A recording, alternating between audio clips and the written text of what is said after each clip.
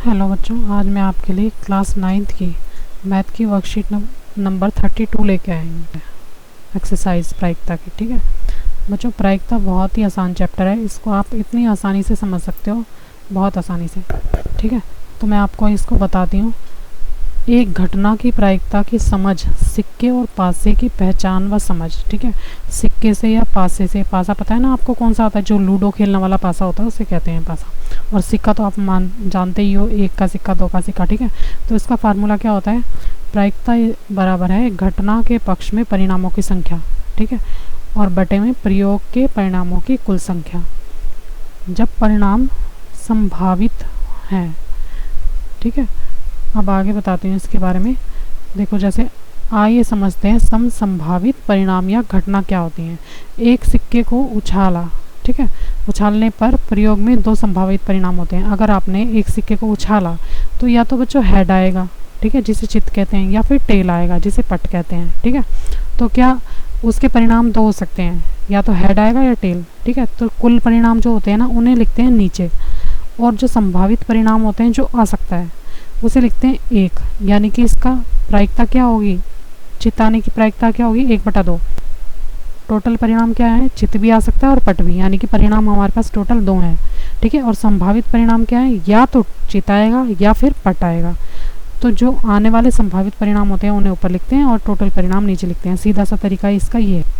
तो अब मैं बच्चों इसके क्वेश्चन आंसर आपको करवा देती हूँ। इसमें 2 ही क्वेश्चन दिए हैं। ठीक है, पहला क्वेश्चन है 2 सिक्कों को एक साथ उछालने पर आने वाली संभावित परिणाम को लिखिए। संभावित परिणाम क्या होंगे बच्चों? या तो दोनों में हेड आ जाएगा, या एक में हेड आएगा एक में टेल आएगा, या एक में टेल आएगा एक में हेड आएगा, या फिर दोनों में टेल आएगा। ठीक है, जहाँ पर H बराबर है चित, हेड को क्या कहते हैं? चित, और T बराबर है पट यानी कि टेल। बता रहा है, एक बार कह रहा है कि लिया नहीं है, मैंने पूछ लिया। बच्चों इसका सेकंड क्वेश्चन है।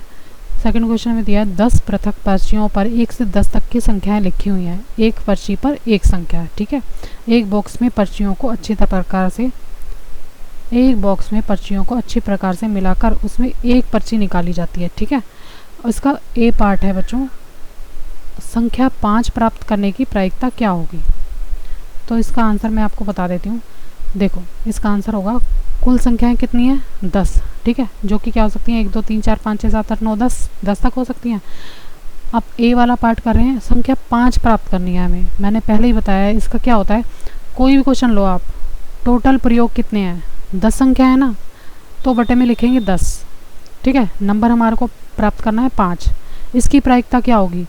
हम एक बार हाथ डालेंगे और एक नंबर निकालेंगे। ठीक है, तो एक नंबर में 5 भी आ सकता है, कोई और भी नंबर आ सकता है, पर हमारी जो पक्ष में परिणाम है वो क्या होंगे? एक ही तो होगा। हमें एक ही बार हाथ डाल के निकालना है ना, तो इसका प्रायिकता क्या होगी? 1/10। ठीक है, इसी का बी पार्ट है बच्चों। बी पार्ट में लिखा है 6 से बड़ी एक संख्या प्राप्त होने के लिए या होने की प्रायिकता होगी। इसका आंसर है 6 से बड़ी संख्या कौन सी है? अब छोटी संख्याएं जो है 6 से, उनको छोड़ दो, बची क्या? 7 8 9 10। ठीक, अतः 6 से बड़ी संख्याओं की संख्या कितनी बनी? 4। कितनी है? 7 8 9 10 है ना, तो 4 ही संख्या बची। 6 से बड़ी संख्या प्राप्त होने की प्रायिकता। फिर से फार्मूला लिखेंगे, घटना के पक्ष में परिणामों की संख्या। अब हमारे पास परिणामों की संख्या सिर्फ 4 है, क्योंकि आगे के नंबर हमने हटा दिए 6 से पहले के। और प्रयोग के कुल परिणाम क्या है हमारे पास? 10 जो पहले थे। ठीक है, इसका आंसर होता है बच्चों 4/10। आप चाहो तो इसको काट सकते हो, 2 के पहाड़े पे 2 दूनी 4 और 2 पंजे 10, यानी कि 2/5 आपका आंसर आ जाएगा। ठीक है, इसमें 2 ही क्वेश्चन दिए थे बच्चों। इस वर्कशीट में इतना ही।